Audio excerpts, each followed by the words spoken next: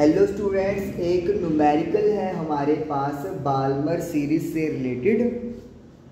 Hydrogen atom में Balmer series में जब अल्फा लाइन आती है तो वेवलेंथ जो है वो 6500 एंगस्ट्रॉम है। तो हमें वेवलेंथ पता करनी है हाइड्रोजन में ही बीटा लाइन की बाल्मर सीरीज के अंदर। सबसे पहले तो हमारे पास फॉर्मूला होना चाहिए, तो फॉर्मूला क्या है वो हम लोग डिस्कस करते हैं। ओके, तो फॉर्मूला क्या होगा मेरे पास, wave number is equal to 1/लैम्डा यानी wavelength, Rydberg constant 1/2², Balmer series के लिए यहाँ पे 2 फिक्स है, -n²। तो ये मेरे पास वेव नंबर जो इक्वल है 1/वेवलेंथ के, तो ये मेरे पास फॉर्मूला हो गया। सबसे पहले जब हम लोग H अल्फा की बात करेंगे, अगर मैं यहाँ पर शेल बनाऊं लाइक दिस, जैसे कि आप देख रहे हो, सपोज कर लो ये हमारे पास फर्स्ट शेल है, ये सेकंड, ये थर्ड और ये फोर्थ।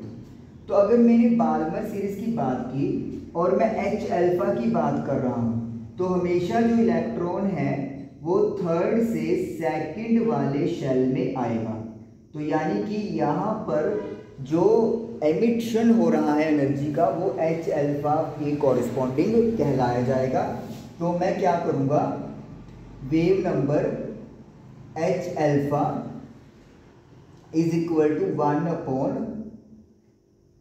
1/वेवलेंथ RH 1/2² माइनस 1/n की जगह हम लोग क्या लिखेंगे, 3 लिखेंगे, क्योंकि कहाँ से इलेक्ट्रॉन आ रहा है, थर्ड शेल से आ रहा है, तो 3 का स्क्वायर। वेवलेंथ की वैल्यू हमें दी हुई है 6500 एंगस्ट्रॉम है, तो इसे आप ऐसे ही रहने दें, क्योंकि जब हमें कंपेयर करना होता है तो यूनिट कन्वर्जन की कोई ज़रूरत नहीं है, आपका आंसर सही आएगा। तो ये आ जाएगा 1/4 माइनस 1/9 1/6500। तो जब आप एलसीएम लोगे 9 - 4 तो 5/36 हो जाएगा। तो इसका मतलब है ये हमारे पास फर्स्ट इक्वेशन बन गई जब हमने H अल्फा के कॉरेस्पॉन्डिंगली बात की। अब मुझे H बीटा की बात करनी है, यानी कि वेव नंबर अब H बीटा के कॉरेस्पॉन्डिंगली। तो जो वेवलेंथ है वो भी H बीटा के अकॉर्डिंगली होगी। RH तो कांस्टेंट है, क्योंकि बाल्मर सीरीज है तो 2 फिक्स रहेगा। अब जब मैं H बीटा की बात करता हूं तो इसका मतलब है जो इलेक्ट्रॉन है अब वो फोर्थ शेल से सेकंड शेल में आएगा। तो अल्फा मतलब 3 और बीटा मतलब 4, तो यहां पर लिखा जाएगा 4 का स्क्वायर। लैम्डा की वैल्यू हमें फाइंड करनी है, तो उसको अपन अकेला लैम्डा ही लिख देते हैं, H बीटा अभी अपन स्किप कर लेते हैं। RH फिक्स है, 2 का स्क्वायर 4 होता है, 4 का स्क्वायर 16 होता है। तो हमने इसको सॉल्व किया, तो 1/लैम्डा is equal to Rydberg constant 16 - 4 12/64। तो ये मेरा आ जाएगा 3/16। तो 3/16 ये मेरे पास आ गया सेकेंड इक्वेशन।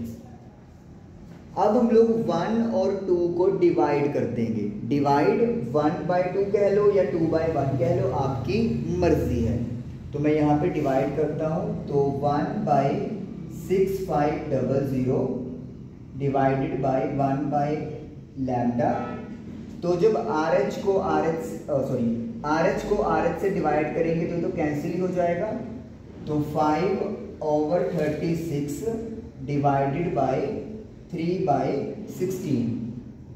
तो ये आपका जब सॉल्व करोगे आप लोग तो ये हो जाएगा λ/1 5/36 16/3। तो मुझे लैम्डा निकालना है, इसको आप कटिंग कर दो। तो ये आ जाएगा 20/27 एंड 6500।